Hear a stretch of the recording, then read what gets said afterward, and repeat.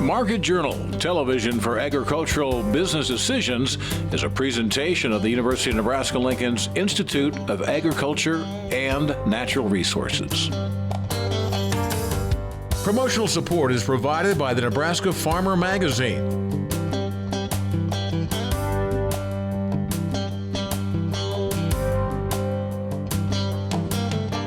Hello everyone, I'm Troy Moling and thanks for joining us today on Market Journal. It's been a stressful week for lots of folks right now and we appreciate you spending a little bit of your day with us. Lots of information and updates to get to today. And beginning our broadcast, the warnings about coronavirus have been alarming for everyone in the United States. On March 11th, the World Health Organization officially characterized COVID-19 as a pandemic. Many facets of our everyday lives are being affected, and in other cases, entire businesses are being shut down. So what are some steps ag producers or ag businesses can do to stay ahead of this outbreak? Market Journal's Bill Dodd has a few suggestions for you. If you've been watching the news, you're hard-pressed to get away from new information on the novel coronavirus. In fact, there seems to be a new update every time I turn the channel. In uncertain times such as these, the old Boy Scouts motto of always be prepared keeps ringing in my ears.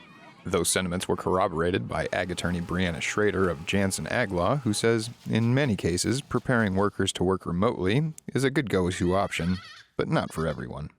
So that's obviously a lot easier for traditional office workers. I can do a lot of my work from home with a computer and a cell phone. Mm-hmm. That is much more difficult when you're talking about some agricultural production, all the different ag technology that we have and the use of iPads. You still need a human to run at least most equipment. So that can be more difficult for some farms. While social distancing and working remotely may not be an option for many producers who are in the fields gearing up for planting, or those still in the thick of the calving season, another important step to consider are the laws concerning employment at the state and federal levels, as well as your own operation's sick leave policies. The first thing to think about is, are you impacted by federal employment laws? So some federal employment laws have different thresholds depending on the size of the company. So if you've got 50 employees, certain laws apply to you, other laws do not. So some smaller operations may not be impacted by all federal labor laws. Then you also have to consider state labor laws and how they may impact your company. Regardless, you likely have some type of employment agreement with your workers. Now, depending on the size of your enterprise, you may have a large handbook or you may have a 2-page document. But one of the things that is likely addressed in those documents is sick leave. And even in times of emergency, we want to, if at all possible, comply with our contractual obligations. Another thing to consider is the possibility of labor-related bottlenecks in the supply chain. Many in the ag industry should also prepare for the possibility that they may be short on manpower. If you happen to have any loose ends to tie up for the care of your livestock or before planting gets underway, now is the time to do so. We can anticipate that there could be shortages in the future or difficulty in obtaining supplies, depending on how this outbreak continues to develop in the United States. So, if at all possible, I would advise livestock producers to ensure that they've got enough feed, medical supplies, veterinarian supplies, equipment, get sorted out. I think making sure you've got the supplies for your livestock. Farmers, at least here in Indiana, are starting to, they're itching to get out into the fields to plant. Work with your local seed dealer to determine whether there's going to be a problem with getting the appropriate seeds, chemicals, treatments that you need on your farm. So this kind of goes back to then communication, and that is, consider your first phone calls to your veterinarian, to your seed dealers, to your agronomist, to figure out what you need, when you can get it, how you can get it, all while being safe and keeping your employees safe. And coronavirus aside, ag producers have already had a roller coaster ride of a year. However, with the new threat rearing its head, now is the time for open communication between employers and employees. Yeah, I think this cannot be overstated. I mean, we're already in a time here in the farm world. We've got a lot of other stressors going on, tight labor markets. We've got crazy trade policies, the opioid epidemic, grain prices are not great. And then we've got something like this that comes up. So I think that first and foremost, employers should be talking with their employees about what the plan is so that employees are not surprised if a company or a farm decides that it is going to halt all employees coming in, tell everyone to stay home, whether it's going to have a skeleton staff that rotates through, depending on what your company policies say, how sick leave can be used, how paid time off can be used, how much work does an employee have to do to get paid, and there are different rules for exempt and non-exempt employees. But communicating all of these things to your employees can allow them to do their own personal planning, whether it's for finances or schedules with childcare, that sort of thing.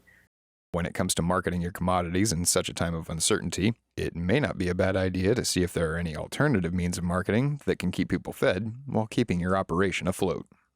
The key, I believe, is going to be, again, comes back to communication and finding out what community needs are, depending, that can vary depending on what you're producing. If you are a contract grower with some hog barns, you are going to have to look at what your contract obligations are with integrators, ensure that the lines of trucking and shipments remain clear. If you are a specialty crop grower, that might impact you a bit more because you may go from sending a large chunk of your produce to a restaurant. Restaurants are being shut down. You may be shifting that toward grocery stores or government programs that are assisting with food with those who need it. So I think the key is going to be to continue to look toward what does your route to market look like in these changing times, and how can you get your food product, whether it's livestock or crops or specialty produce, wine in these times, how are you going to get any of those products into the right markets where people can safely obtain those products so that we can continue to feed the American public during this challenge. While we all await the presence of COVID-19 to subside, life and business will undoubtedly be much different. However, Brianna tells me one constant remains the best advice above all, and that is to keep calm and wash your hands. Reporting for Market Journal, I'm Bill Dodd. Thanks, Bill. Continuing the coverage of this pandemic, it's important to remember one of the major rules to follow when trying to contain the coronavirus outbreak, and that's social distancing. So as a result, we don't have a market analyst in the studio this week, but we did reach out to a few of our regular analysts to get their thoughts on COVID-19, otherwise known as the coronavirus. As of this taping, the number of global cases has surpassed 215,000, including more than 9,000 fatalities. We asked our analysts how this is impacting agriculture and the world at large from a health, economic, and social standpoint. Darren Newsom, president of Darren Newsom Analysis, told me, quote, "The investment side of any market hates uncertainty. And if nothing else, the coronavirus has created incredible uncertainty. Probably the greatest influence of investor uncertainty has played out in the livestock industry. Yes, supplies remain big, but demand is strong. Yet futures of live cattle, lean hogs, and feeder cattle have collapsed on spillover pressure from the meltdown in U.S. stock markets. Grain and oilseed markets are lower, but there are other real fundamentals at play as part of the sell-off, most notably the complete lack of export demand for U.S. soybeans." Next up, UNL livestock economist Elliot Dennis wrote, "The media and market attention surrounding coronavirus has been near deafening. Uncertainty surrounding the severity, transmission rates, case fatality, and government policies has induced large amounts of volatility into the markets. Beef is currently wading through how COVID-19 will impact domestic and export demand. Given that beef demand has a large market penetration in food service and roughly half of total U.S. food expenditures is consumed away from home, there is likely to be some decrease in domestic beef demand. Author and analyst Elaine Cubb told me, quote, agricultural commodities should, in theory, have more resilient prices during this scenario because, as they say, people gotta eat. Consider the cognitive dissonance of seeing grocery store shelves completely cleaned out of beef, and yet we're still seeing live cattle futures down 28% since mid-January, and April feeder cattle prices at $108 per hundredweight. In my opinion, there are buying opportunities for the few traders willing to take on risky positions right now, but I also caution ag producers from too much bullishness. Some real demand destruction has occurred during the global COVID-19 outbreak, from less soybean meal demanded in China after herd culls, and even in the U.S., where the lost travel and conferences and restaurant meals won't ever really be made up. Our economy won't get double the conferences, meetings, concerts, sports tournaments, etc. in May to make up for the canceled ones in April. Also, Luke Beckman with Central Valley Ag Co-op said, this week I am reminded of the cycles of market emotion chart that I'm certain many people have seen before. Fear and panic are the prevailing emotions right now, and that is spilling over into our ag space. It's hard to act when prices are below break even, but one area of opportunity exists in the deferred corn market. If you have very little sold for the 2021 crop and can store your crop at home, some premium-based contracts can still net futures prices in the upper $3. Proper management of those contracts can yield cash prices north of $3.70 a year from now. That's a base hit at this stage of the game and prudent amidst the uncertainty. This too shall pass. And finally, Darren Fessler, our analyst from Lakefront Futures, told me, the concern over the coronavirus comes from how contagious it is, which is a concern for our health systems. In turn, the panic is having major impacts on a financial standpoint. We see grocery stores clearing out of essentials, especially meat. The demand for beef is like something I've never seen before. Packers can't keep up. Demand strong, but prices don't reflect it, and to me, smells fishy. The overall situation may get worse before it gets better, but I believe there will be tremendous pent-up demand when it's all over. Thanks to our market analysts. This is a story we will continue to follow. In the meantime, UNL is monitoring the spread of the coronavirus. For any updates, please visit covid19.unl.edu. The address is on the Market Journal website too. Next up, the crisis is also impacting Nebraska extension events around the state. Last week, it was announced that in-person extension events will be canceled at least until May 9th. In a situation like the one presently created by COVID-19, this type of social distancing is one of the main methods of containing the spread of the virus. However, Nebraska Extension will, when possible, provide extension programs remotely by video or teleconferencing. You can get the latest information on these remote learning opportunities at extension.unl.edu. Let's switch gears over to weather with Nebraska Extension Ag Climatologist and Market Journal Chief Meteorologist Al Dutcher. Al, it's been a busy week. I know there's lots to talk about when it comes to the weather, too. Well, Troy, we've had some typical spring weather here this last week. We had temperatures well above normal, temperatures well below normal.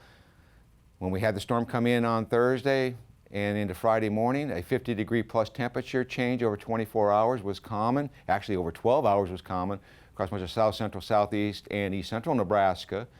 Did see some blizzard conditions. We had some welcome moisture or unwelcome, depending on your perspective. But at least in the southern panhandle and the southwestern corner where we had some of the drier conditions, we did get a little bit of moisture there. Not enough to undo the dry conditions, but certainly a welcome moisture. A little bit tougher for the cattle folks as it's calving season, but overall we've had a fairly decent spring. And if we look forward in time, looks like there may be more opportunities for precipitation, although it doesn't look like as much of it will be in the form of snow, which would possibly be good news depending on how you approach things in terms of climate. Now, as we look at the upper air model, the system that moved through on Thursday is now well off to the eastern seaboard. We got a little weak trough moving in the northern stream, may generate a few clouds in northeast Nebraska, but as far as precipitation, I don't think we have anything to worry about. We do have low pressure that's over the central Rockies and one over the southern Rockies. These are not organized, and basically just local precipitation in the higher elevations. As we go into tomorrow, we see a trough developing in the southwest once again. We have a northern stream that's going to bring a little trough across the northern plains. So a little cooler high pressure system is going to float toward the east-southeast. That's going to keep us still below normal in terms of temperatures for the weekend. And most of the snow or light snow activity will be to the north of Nebraska. Now on Monday, we start to see some much warmer air returning to the entire state as that trough tries to dig into the southwest and starts to bring a southwest flow into the upper atmosphere. Low pressure develops over east central Colorado. Right now, it doesn't look like there's going to be a lot of moisture with it because it's getting stripped from the system off the eastern seaboard. By the time we get to Tuesday, particularly Monday night and Tuesday, a piece of this energy will eject out into our region. See a little surface low over Iowa that'll rapidly move from the southwest over to south central Iowa and one to our northwest. This will allow some thunderstorm development and light shower activity. Particularly the most likely area will be east central and southeast Nebraska. On Wednesday, this trough continues to dig, shoots out another piece of energy out. We see surface lows developing over Utah, eastern Colorado, and northeastern Kansas. This will allow to start pushing some moisture northward. Most of it will be entrained back into the central Rockies, but eventually that will start to make its way out in the central plains. As the trough itself begins to lift on Thursday into the south central plains, we'll see low pressure developing in north central Oklahoma. Would not be surprised we'll see widespread severe weather outbreak, particularly during the evening hours. Some light precipitation way on the northwest side of this system in the northwestern portion of the state. Might get some light snow and rainfall. And then on Friday, this trough rapidly moves to the eastern U.S. Low pressure along the eastern seaboard. We're going to see a large, impactful storm across the eastern Corn Belt and northeast with heavy snowfall. Some of this precipitation may make it into southeastern Nebraska. A little farther out, the good news is once this system leaves, there is at least one more system to come through, but it looks like it's going to be all rain, and we're going to see an increasing trend for above normal temperatures in terms of precipitation. With the next low coming on board, the next one moving out, we're caught in between systems, and we get to be a warming trend as we go to at the end of the month. Thanks, Al. Next up, the market value of agricultural land in Nebraska increased by 3% over the prior year to an average of $2,730 per acre. That's according to the 2020 Nebraska Farm Real Estate Market Survey. UNL's Department of Ag Economics has released this year's preliminary findings tracking overall land values as well as cash rental rates. Nebraska Extension educator Jim Jansen is one of the survey's authors and stopped by to talk about the most recent data. So annually, the University of Nebraska-Lincoln Department of Agricultural Economics conducts a survey of land industry professionals across the state of Nebraska. This includes farm and ranch managers, agricultural appraisers, as well as agricultural bankers. Jeff Stokes here on campus, along with myself, annually conduct this for the last several years. And as part of this survey, we took a look at current land values, the current market value of land, in addition to cash rental rates for the entire state of Nebraska. And of course, annual report. So give us a quick reminder of what we saw in last year's report and if we're seeing more of the same this time around. So on the topic of land values, we've seen land values peak roughly in 2014 and they declined through 2019. Our current report is the first time in 5 years that we've seen a slight increase. And when I say slight, I'm referring to about a 3% increase in the market value of land across the state of Nebraska.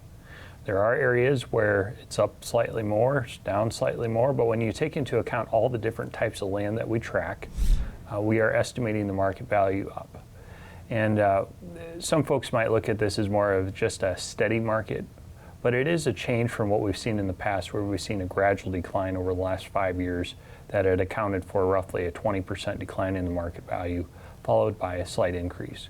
Land values are important to many operators, as this is a source of equity, a store of wealth for them, a store of wealth that they can use for financing of long-term or short-term debt. So we're always very interested as a public, the stakeholders across Nebraska are always very interested in this topic. What would you say are a couple reasons for these increases? So based on the survey panel members or the survey participants that take our survey, several features were noted. One, still is a strong demand in the farm real estate market for purchases. Two, a very limited supply of quality land, or land in general. and 3, various kinds of disaster payments that were made to help deal with issues related to trade or the prevent plant that we had issues with. Related to those disaster payments, the marketing facilitation payments at the time when the report was wrote, we estimated that about $690 million has been paid out to help offset the trade retaliation that was undue trade influences or conflicts because of the tariffs. So these financial things that got paid out to operators help offset some of the lower commodity prices or losses we may have had. And it was kind of like an injection into the ag economy that helped at least stabilize or hold things maybe steady. Mm-hmm. Still a lot of uncertainty relating into 2020 for the next upcoming year, but for the time being, when we estimated the market value and cash rental rates, we estimated them steady to slightly up. And as we dig a little deeper, what are we seeing in dry land values and irrigated land values? Yeah, so dry land and irrigated land values make up about half the state. And once again, we've seen a little bit higher increase under the dry land cropland estimates than the irrigated. Land values in the Northwest as well as the Southwest were a little bit softer in terms of their market values. In the Northwest, survey participants noted uncertainty related to some of the specialty crop production in the area. That definitely has an influence on the cash rental rates that are paid for the irrigated cropland in that area as part of the rotation of those specialty crops. And in the Southwest, there's always a challenge of addressing limited water supplies for irrigation purposes and the outlook on what regulations or policies may be put in place in the future guiding the use of that water in those areas. And of course, we can't forget our cattle producers. What are we seeing for land values in terms of grazing and hay? Yeah, so grazing and hayland were up just slightly more than cropland, talking around 4 to 5%. Many folks know that the current prices for livestock with challenges we're facing in the news on various aspects of what's happening to trade, and that have definitely influenced cattle or livestock prices. But we did see a fairly strong market with respects to the grazing land or the hayland, the land classes that really serve the cow-calf industry in the state of Nebraska. What are some of the other concerns from landowners that were addressed in this report? Property owners, whether they're a current operator or maybe a retired landowner or an absentee landowner, the current land ownership expenses were the biggest concern noted, and that would probably be noted as property taxes. Current property tax levels, future property tax policies. It's an issue we're actively debating at the unicameral this session on trying to provide some relief and balancing that with other state outlays. But that was one of the biggest concerns. And also the issues related to flooding in the last year. The state had a wide array of conflicts in certain areas where it seemed to be more okay. Certain landowners are still trying to address how do we account for those things. And Jim, as far as cash rents, what can you tell us? Related to cash rents in the state of Nebraska, we're seeing, we follow irrigated dry land and grazing land, and the cash rents appear to be fairly steady to slightly up depending on where you're at in the state. There are certain areas such as the Panhandle or Southwest where we've seen some slight declines, but it appears that cash rents in the state of Nebraska appear to be fairly stable, and some of those disaster payments as well as crop insurance indemnities for prevented plant cropland may have softened the blow that operators seen in their finances, or maybe stabilize their finances, and might be one reason why we're still seeing that competitive nature for cash rents to be fairly steady to even slightly up in certain areas. Head over to agecon.unl.edu/real estate to read the full report and get a complete breakdown of the numbers. We've also posted everything on the Market Journal website. The final report comes out in June. Finally today, in 2018, the rate of injuries in the beef industry was 34 times higher than the rate in all other industries combined. Dr. Aaron Yoder from UNMC is starting a program that looks to improve the safety for beef producers. Market Journal's Maddie McIntosh recently sat down with him to learn more. Safety is a primary concern for many feed yard producers. Associate Professor of Agriculture and Occupational Health, Dr. Aaron Yoder, is working on a project through the Central States Center for Ag Safety and Health to promote safe working conditions which benefit both the producer and their employees. So what we're doing is developing some feed yard safety training materials to fill a need. When we started off this program, we saw that Nebraska was one of the leading producers, if not the leading producer in beef production. So in the beef industry, and seeing a need from other organizations I'm in for safety and health related to animal handling and livestock, we put this program together to develop safety materials for the beef industry, specifically feed yards and feedlots, but it applies to the whole industry as a whole.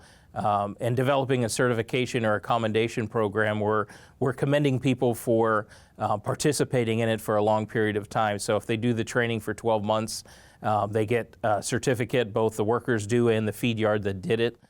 There is another program related to Feedyard Safety being led by Dr. Athena Ramos. The program focuses primarily on keeping immigrant workers safe in the industry, not only in Nebraska, but in other states as well.